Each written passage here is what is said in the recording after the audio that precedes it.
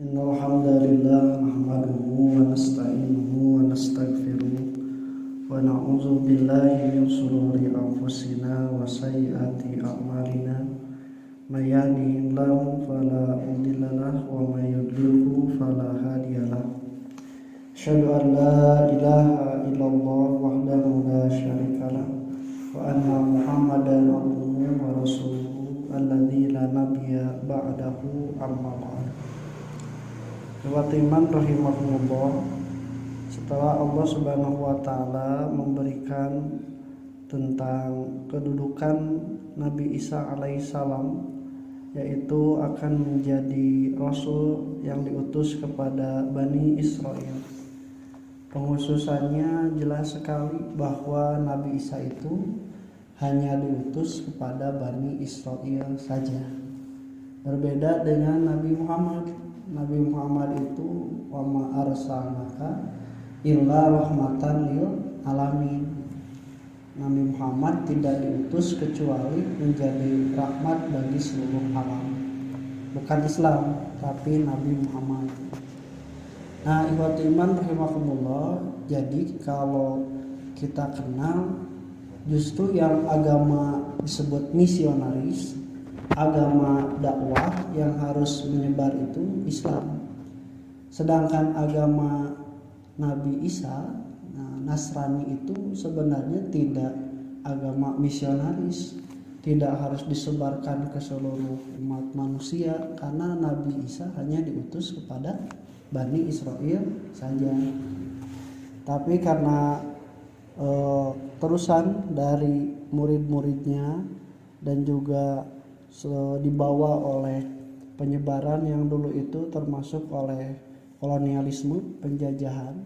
Penjajahan itu bukan hanya membawa misi ekonomi, tapi juga misi agama, dan mulai menyebar, bahkan dijadikan konsep sekarang agama Nasrani itu sebagai agama misionaris yang punya misi. Bahkan terdapat satu kalimat kalau tidak salah, serulah domba-domba yang tersesat. Jadi orang-orang yang belum beriman di agama Nasrani itu disebut sebagai domba-domba yang tersesat yang harus diajak ke jalan Tuhan. Nah, kemudian di ayat ke-50 Allah mengatofkan dengan kalimat wa musaddiqon.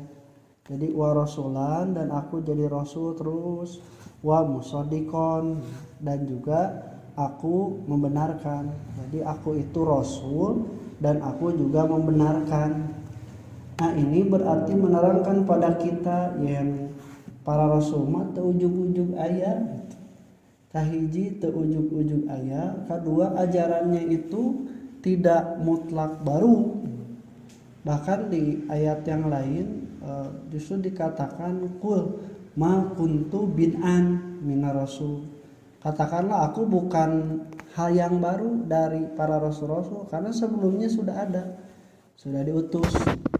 Sama seperti ilmu itu teu ujug-ujug pinter, teu ujug-ujug ngerti, teu ujug-ujug ya segala apa. Itu pasti ada dasarnya, ada sumbernya, ada yang mengajarkannya gitu. Nah, kenapa? Karena manusia itu la ta'lamuna syai'an, ketika dikeluarkan tidak mengetahui sesuatu, hanya tinggal kejujuran saja mengatakan bahwa ilmu ini saya dapat dari siapa, cek ieu tak ieu tak, kemudian baru dibedakan hasil dari analisa sendiri yang tidak diucapkan. Itulah. Tapi kalau ilmu yang didapatkan dari yang lainnya, kejujurannya itu harus diberitahukan. Sapertos Allahu yarham Ustaz Muhammad Romli mahnya nyebutkeun hadis teh, fikih teh, pemahaman para ulama teh disebutkeun dina kitab naon, jilid ka sabaraha, halaman sabaraha, nomorna sabaraha. Lain gaya eta teh, tetapi untuk menjadi koreksi dan memberitahukan bahwa apa yang saya baca itu ada dasarnya. Jadi tersiga anu aya nama paling ter nyebutkeun kieu jika menang pemikiran seorang, padahal bukan, dia juga hasil bacaan, hasil dari orang lain dan yang lain. Nah, makanya Nabi Isa pun di sini dikatakan, dan aku membenarkan lima baina yadaihi, yang sebelumku, yang ada di hadapanku, yaitu dari Taurat, dari ajaran Nabi Musa. Nah, berarti ketika datang kepada Bani Israel itu tidak semuanya berbeda dengan ajaran Nabi Musa. Terutama yang harus sama itu adalah sebutkan bahwa tidaklah diutus para rasul kecuali ani budullaha wajtanibut tagut, etan pokokna, supaya beribadah kepada Allah dan juga tidak menyembah tagut. Dan juga mengatakan an la ilaha illallah wahdahu la syarikalah. Itu semuanya dari Nabi Adam sampai Nabi Muhammad titiknya sama, walaupun dalam syariat yang berbeda. Likulli ummatin ja'alna minhum syir'atan wa minhajan.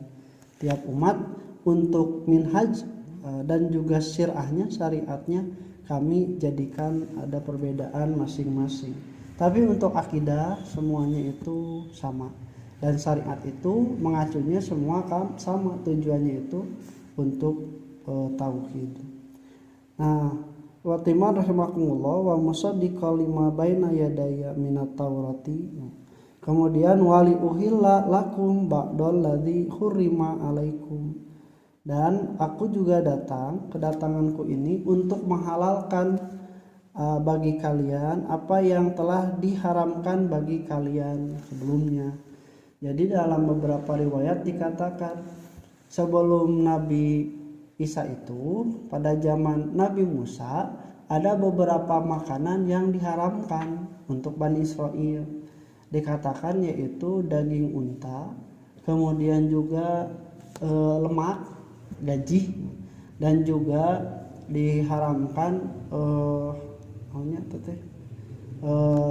diharamkan yaitu diantaranya daging unta, lemak, dan binatang yang mempunyai cakar dan bertaring. Nah, itu diharamkan pada Bani Israel. Kemudian ketika zaman Nabi Isa dihalalkan. Namun dari beberapa riwayat ada juga yang mengatakan pengharaman itu tidak mutlak, tapi pengharaman itu diakibatkan ulah Bani Israel sendiri, sehingga apa yang mereka suka, apa yang mereka biasa makan diharamkan oleh Allah Subhanahu wa taala.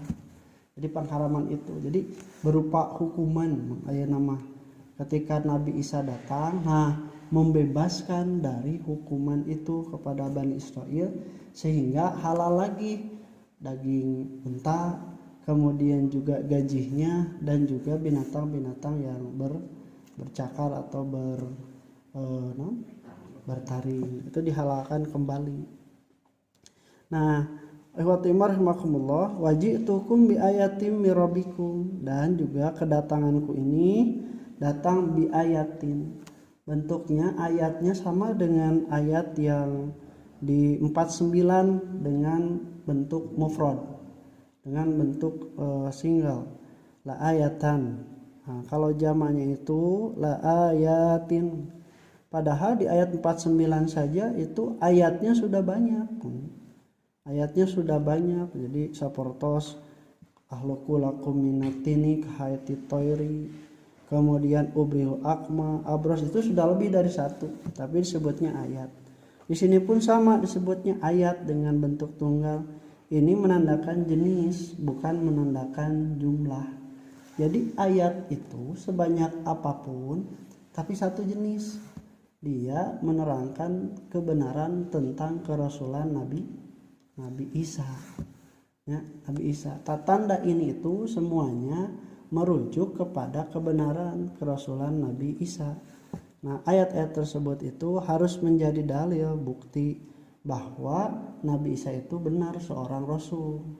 Nah, ini juga untuk disebutkan sebelum Nabi Isa pun Nabi Musa sudah membenarkan kedatangan Nabi Isa. Bahkan waktu iman rahmatullah, Nabi Isa pun juga sudah membenarkan kedatangan Nabi Muhammad SAW.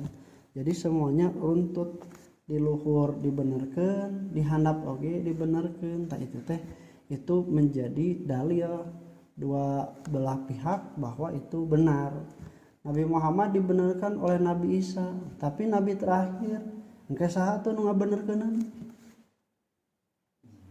kan taya deui nabina. Urang ngabenerkeun teh urang mah teu apal teu panggih tapi ngabenerkeun karena ajaran Nabi Muhammad sallallahu alaihi wasallam. Nah, fattaqullaha, maka bertakwalah kepada Allah. Itu tujuannya. Jadi ayat itu harus membuat kita bertakwa kepada Allah. Wa ati'uni, dan taatlah kepadaku. Jadi bentuk ketakwaan kepada Allah itu kudu sesuai dan Allah mengajarkan kepada Rasulnya. Entah lamun orang taat teu siga Rasul, teu takwa siga Rasul, orang takwa siga saha. Makanya harus ada Rasul. Qul qouli hadza wa astaghfirullah li wa lakum. Assalamualaikum warahmatullahi wabarakatuh.